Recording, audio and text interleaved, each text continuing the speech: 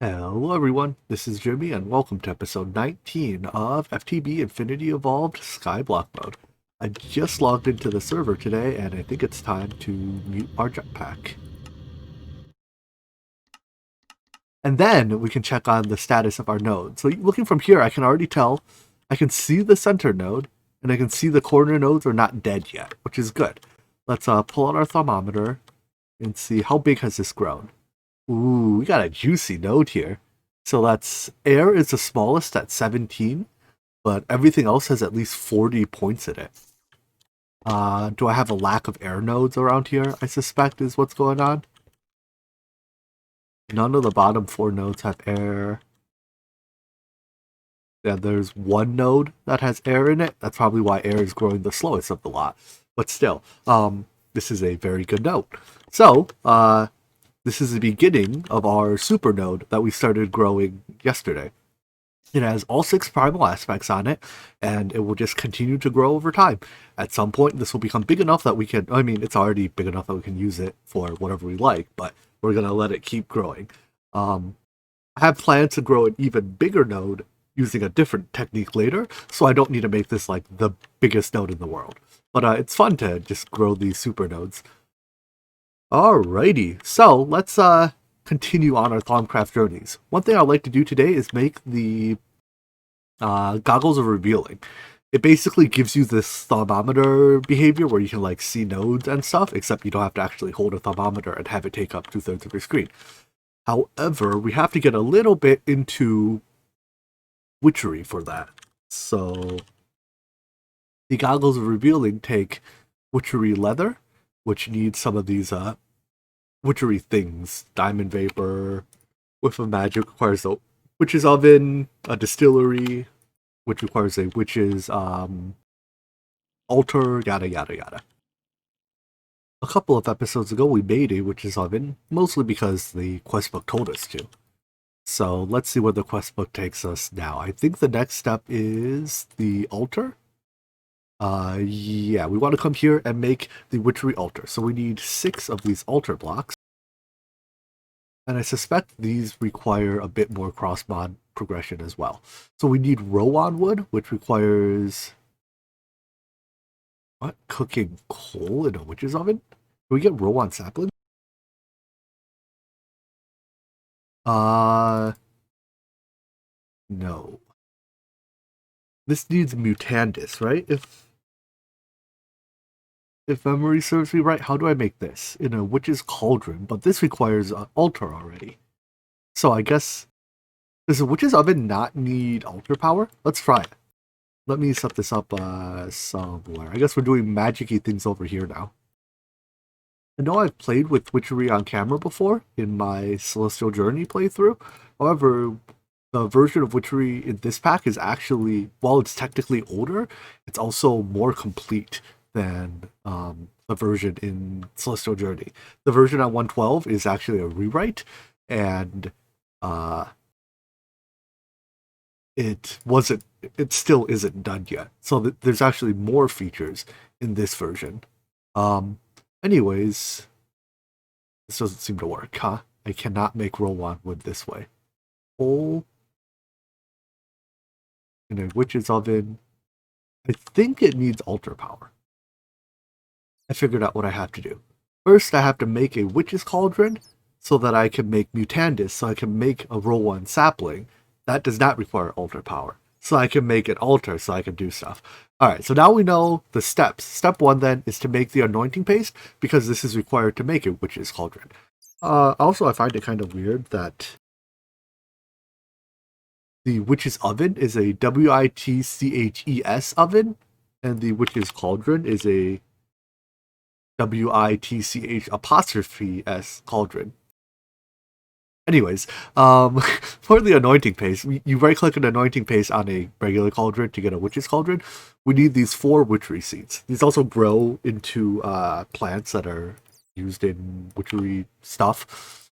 The seeds themselves, though, all come from sieving grass. So I guess I need to come up with a proper way of actually making grass now. And I need it in block form. I mean, I can pick it up. I have a Silk Touch tool. But I still need a grass grower of some description.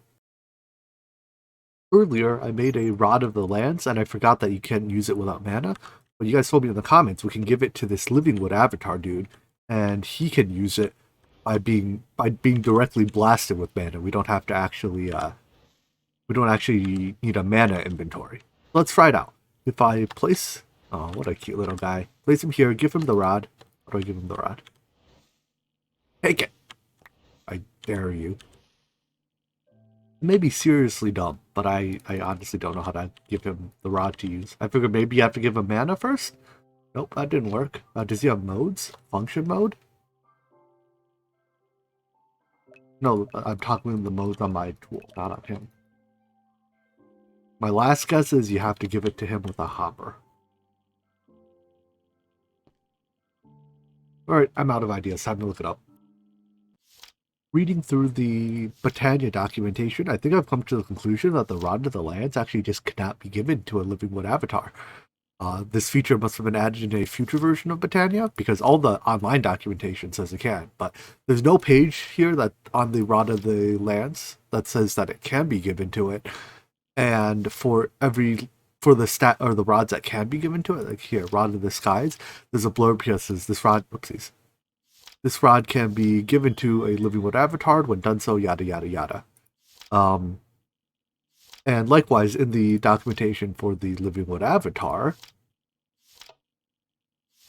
here it says, not all rods fill this criteria. Any that can will have a blurb about the Living Wood avatar in their entry. So I think the ability for the Living Wood avatar to use the Rod of the Lands does not exist yet. So much for that brilliant idea. Worry not, though. Instead of having a cool magical dude make our dirt, we just have the logistics pipes auto-craft it. We have all the materials. Sand comes from our hammer. Rotten flesh comes from our mob farm, which is still not hooked up to the logistics pipes, but whatever. And saplings come from our tree farm.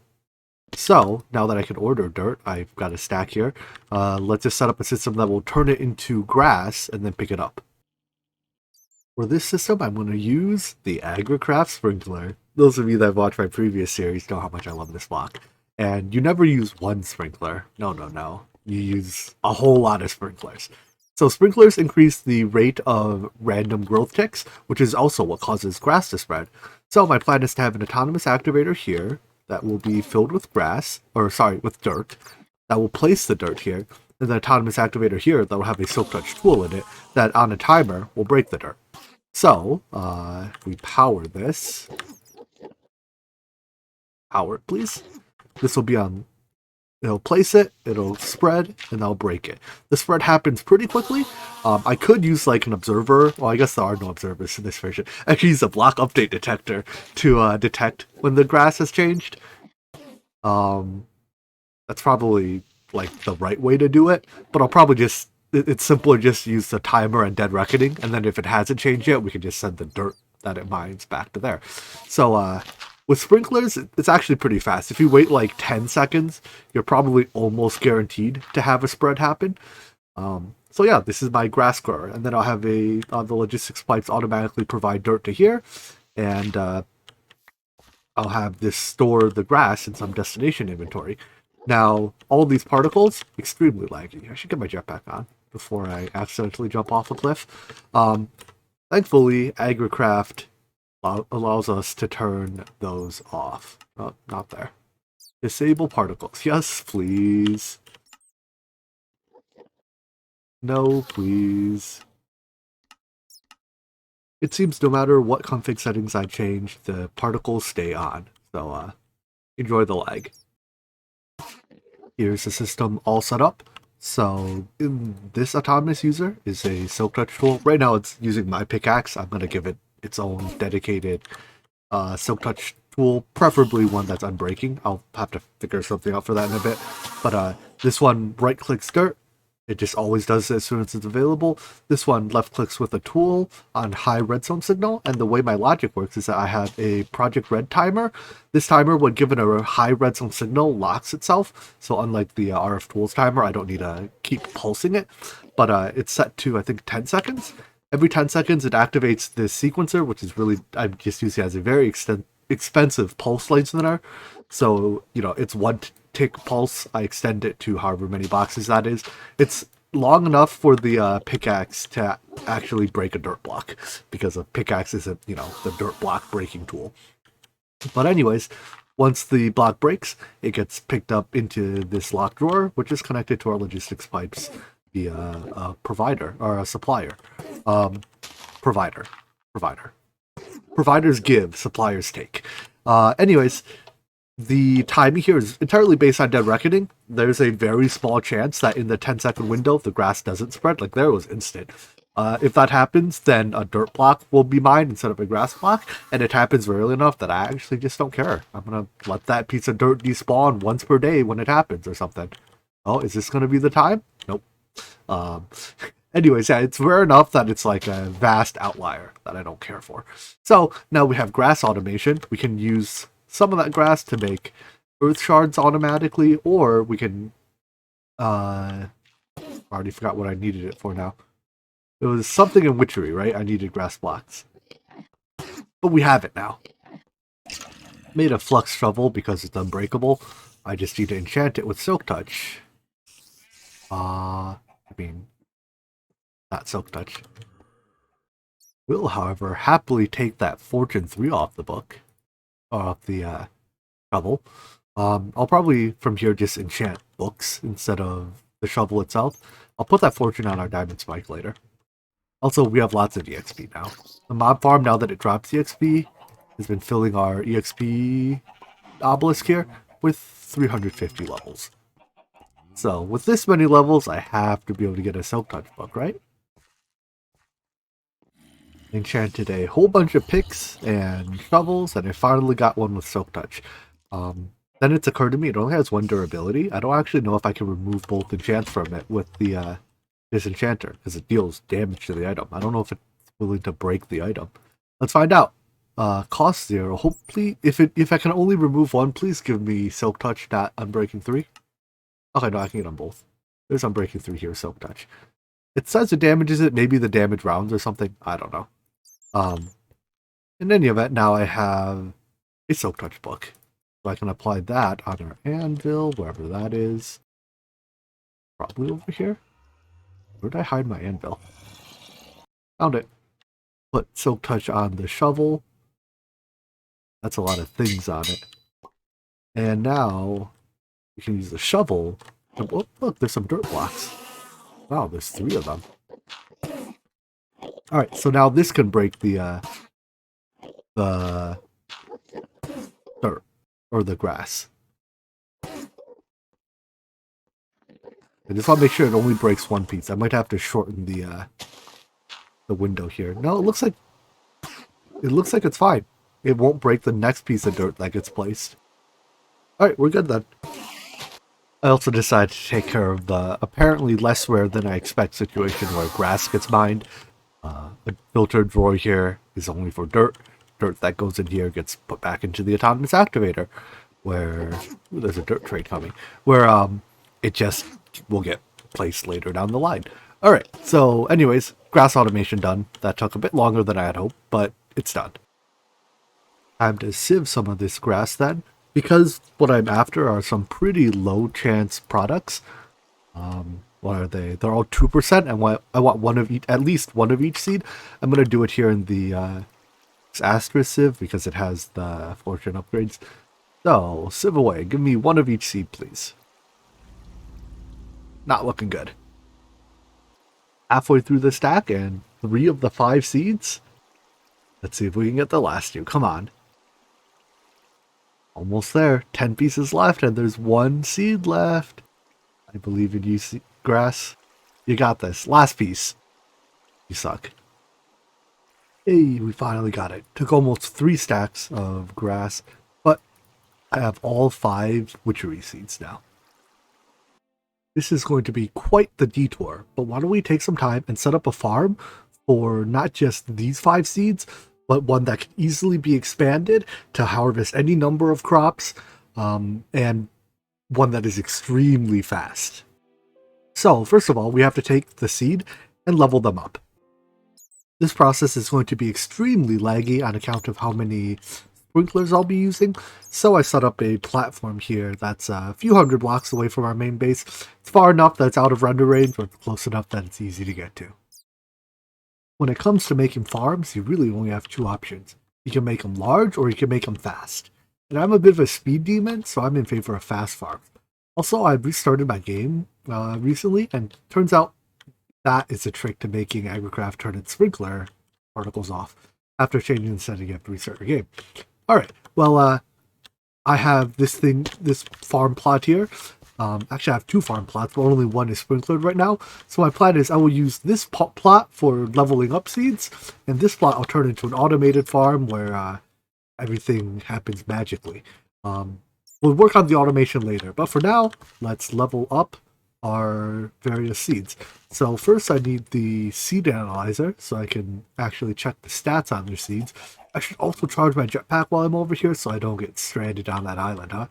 But the seed analyzer is here, and I can charge my jetpack here.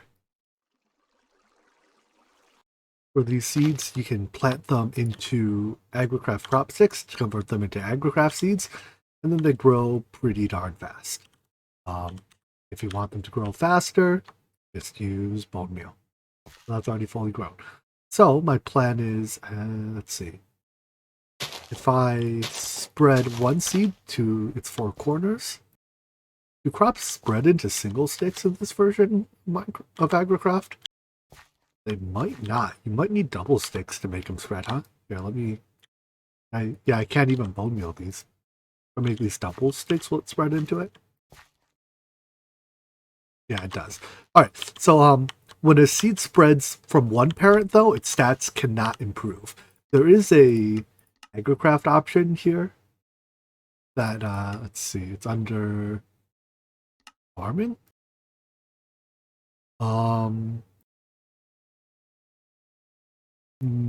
Valid parents. So, nope, not this one. Here it is. Single spread stat increase. In order for crops to level up, they need to spread from two or more crops that are the same crop. So when the crop spreads from the center stick to the outer ones, because it's only spreading from one, it can't level up. However, when they spread back, that one can level up. So once it spreads back, I can just replace these, the four on the side, let them spread out again, and then once all of these grow, I can place double sticks in the center. Come on, hurry it up. And let those spread back into the center. Repeat the cycle enough times, and you'll have max statted seeds. So all seeds start at 111. That's what these 5 are. The stats are growth, gain, and strength. I think growth is how often, how often it receives a growth tick. Gain is how much percentage growth it gains per growth tick, and strength is how many items you get at the end when you harvest it, or something along those lines. But you start there, and then through this process, you eventually end up with much better plants. After about a half dozen cycles here, let's check the stats on the seed. We are now up to 10-10-8, so we're almost done. Couple cycles later, and we're at the full 10-10-10. So these seeds are now done. We'll harvest any that remain, and we can move on to the next one. In a previous series, I've automated this process. Maybe I'll automate it again in this pack. We don't deal with quite as many seed types. Not those. We don't deal with quite as many seed types in this pack, so I don't quite feel the need to automate it. There's maybe like, I don't know, we'll do 20 to 30-ish seeds. Whereas in Celestial Journey, which is a pack that I fully automated this process, we probably leveled up over 100 total seed types, and it would have been quite a pain to do them by hand. I'll think about that, especially with the fact that there, different set of tools available in this pack. The process I use there wouldn't work here. I'm currently very entertained by the way the sprinklers pop in and out at the top of my screen. I swear I'm not a child. After entertaining myself with the sprinkler pop-in for about 5 minutes, I thought about the automations, the steps that are required to automate the leveling up of seeds, and I think it's actually a fair bit simpler in this pack than it is in Celestial Journey, on account of a couple reasons. First of all, autonomous activators can just place double sticks, whereas mechanical users could not. They are capable of sneak clicking, which the mechanical user just couldn't do. So, because it can sneak click, it can just place a double stick. Secondly, this entire process is only based around placing double sticks. At no point do I have to place single sticks or basically in my older automation system, sometimes I had to place single sticks, sometimes I had to place double sticks. This is all double sticks all the time. So my idea is we started off manually by taking a crop stick from here, manually placing that there, and putting our seed in it. So let's see, fertile and can grow. All right, so this seed should grow pretty quick, and then we would want to send a redstone. Wait, why are you not placing? Send a redstone signal to here. There we go. To place double sticks there, and likewise a signal to here to place double sticks here. Now these this will it'll only do 2-parent growth, which I think has less stat upgrades than 4-parent growth. However, there's just not enough room to put the various autonomous activators and block breakers that are needed to make this process fully to allow for 4-parent growth. Anyways, then we just have to break the one in the middle. Well, that's done by doing this. If I had a chest here, it would catch the ingredients. I went ahead and actually put that chest there. So that will get us a seed. But that's not necessarily the final seed that we're interested in. Then we have to pulse this autonomous activator. We have to put crop sticks in that autonomous activator first. Then we pulse this autonomous activator, place the double sticks here, wait for that to grow. When that's done, when that growth starts, we can pulse this breaker and that breaker. Let this fully grow. I might need to put glowstone somewhere to make this bright enough to run. I also obviously need to power these properly. Right now I'm just using my jetpack as a battery again. But then we pulse the two on the side. Let the crop spread, and we just repeat this process. And then eventually, once we repeat it enough cycles, the seeds will start, in this one will start stacking. Well, I guess the seeds everywhere will start stacking. And that's when we know that we are done growing our seeds. Once they start stacking, then then we know they have the same stats, which is a side effect of them having reached maximum stats. Let's go through all those steps again and model them as discrete stages. So in stage 1, we manually, stage 0, I guess, we manually come here and start the process by planting the first seed that we wish to level. Then we go to stage 1, which at the start of stage 1, we want to pulse the two autonomous activators on the sides. That places the double crop sticks, and we'll want the pulse to be long enough for them to actually place the crop sticks. Then we wait a while. Then we're on to stage 2. On stage 2, we want to pulse the middle block breaker to get rid of the plant that's there. Then stage 3, we want to pulse the next block, or the middle block placer, autonomous activator, to place double sticks. Then we wait for the spread to happen. And then stage 4, we pulse the edge block breakers. And we are back at stage 1, where we have a grown crop in the middle. And this process repeats. So, having mapped those states out, let's build some type of redstone contraption that will automatically do it for us.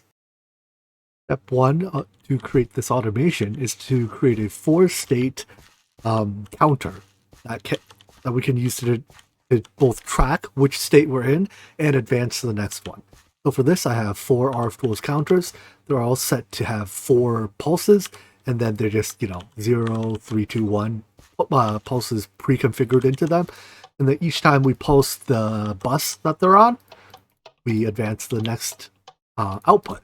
So we can use this to keep track of what stage we are in. Next, I need something to generate this the signal that goes up, that pulses the bus. For that, I will use a Rftools Sequencer, because this is a great, basically an arbitrary waveform generator. I've hooked up our sequencer to our state machine here, and this is what it looks like. So each white square here is output, basically output high. Each black square is output low, and it advances 1 square every 10 ticks, although this value is configurable. In fact, for sake of demonstration, I'll bring it down to 2 maybe. So when I first turn it on, it is output high for 2 ticks, and then output low for some number of ticks, right? Repeat, and then it outputs high, yada, yada, yada. So the idea is you start here. As soon as the first tick is received, we get to this state, which is state 1. Right now we're at state 4 or state 0. It wraps around. So you pulse the outside placers, and then you wait a while. That a while is what this blank space is. I'm using Dead Reckoning to just, believe that the crop spread will probably happen during this time. And if it needs more time, we just turn up this delay value. So anyways, wait for crops to spread, and then we pulse the inside breaker. Then we can, after pulse the inside breaker, we only have to wait, a tiny bit of time. Then we pulse the inside placer. Then we wait again a long time. Then we pulse the outside breaker, and then we wait 1 tick, and then we're off to we repeat the cycle. So that's why the pattern looks like this. The sequencer in this version does not have a max, you can't set the maximum length. You have to use every single dot in the thing. So its maximum length is 64. Well, I guess its minimum length is 64. All right, it's on loop 4 mode, which means loop while redstone signal is present, restart on no signal. So as long as I keep this lever on, it should loop. So it pulses that. It should, obviously I haven't actually hooked up the wires yet, but when I do, at the rising edge of each stage is when work will be done. So it just goes through this, and it chills in stage 1 and stage 3, because that's when crop growth has to happen. So we can turn this off. I can reset the system by putting it back into stage 4, and then set this back to the actual 10 ticks is just my guess for how long will be enough, but that will probably have to tune as time goes on. All right, now let me just grab some of I have them on me already. I read some insulated redstone cable and connect this to our various machines. I had to move some of the lights to get all the redstone to work, because apparently if I'm powering the light, I can't read this redstone signal off the light. I mean, I guess that makes sense. That's kind of how redstone works. Anyways, so now all I have to do to turn the system on is flip this lever. I'm transferring the signal using Ender IO redstone conduit. So there's basically 1 channel for each state, and during that state, that channel is powered. So during state 1, the red channel is powered, and the red channel is for the outside block placers. So these two, it's important that you have these set to be strong signal, because we are not directly powering the autonomous activator, right? We're powering a block adjacent to it. So it has to be a strong redstone signal. What more is there really to say? I guess that's really all there is to it. So let's, I haven't tested it yet. It could just be a total disaster. Let's see how it works. All right, step 1. So far, so good. I placed the 2 on the sides. The crops have grown into it. Pretty soon, it should break the one in the middle. Anytime now. Oh, there it goes. All right, it broke the one in the middle, and it placed a new crop stick there. Before, the process of spreading from double sticks into single sticks was much slower. At least, well, in 1.12, it felt much slower. It feels much faster now. So, and yeah, there we go. We've gone through 1 cycle completely autonomously, and it's working. So the only way this gets stuck is if one of these states fails to basically if the crop spread fails to happen fast enough, then the process gets jammed because I end up, I place double sticks and then I break the crop before it spreads into them, and then all I'm left with are a bunch of crop sticks on the ground. But what I'm doing is I'm taking all the products out of there, consolidating them into this chest. What I could do then is recycle these crop sticks back into these autonomous activators. That seems like that would be a good idea. But yeah, with this, the only input I need is these crop sticks. I mean, and I guess a little bit of power for the autonomous activators. And these will automatically level up my seeds for me. So if I check the most recent one here, it's probably not at 10, 10, 10 yet, but it'll be partway there. Yeah, it's only at 4, 4, 4 because of this single... well, because it only grows from 2 parents instead of 4, it'll take a lot more cycles to level all the way up, but it has the upside of being fully automated. So I can just start this, it's chunk loaded, so I can come back, in... I suspect 5 to 10 minutes is about how long it'll take this system to run, but in 5 to 10 minutes I can come back and we'll be, we should have fully leveled up seeds here. In fact, let's do that right now. I'm going to step away for a little while, and when we get back, let's see if we have fully leveled up seeds. It's been about 5 minutes. I made a capacitor bank just to carry 25 million RF over to here, because I don't have a way to wirelessly transfer RF very easily yet. But in our output chest, we have the final stack here is starting, the seeds are starting to stack, which tells me that these are probably max leveled. Let's go check them in the seed analyzer. And indeed they are. Nice. So our snowbell seeds are done. I can turn this off. Want to manually advance our system back to the initial state, which is at the end here. And then we can plant our next seed. Let's go with Mandrake. And turn it back on. Alright, so we've now got a fully automated, well, not quite fully automated, because I still have to do things like provide it with crop sticks, provide it with energy, and provide it with the initial seed. But a basically fully automated, an almost fully automated, let's go with that, an almost fully automated system of leveling our Agricraft seeds up to full perfect stats. Unfortunately, that's all the time we have for today, so building the actual farm will have to come tomorrow. But I hope you guys enjoyed this video, even though it was largely a rehash of something I've done before. I think we did it simpler this time. There's definitely value in simplicity. But yeah, I hope you enjoyed this video, and I hope to see you in the next one. Take care. Bye-bye.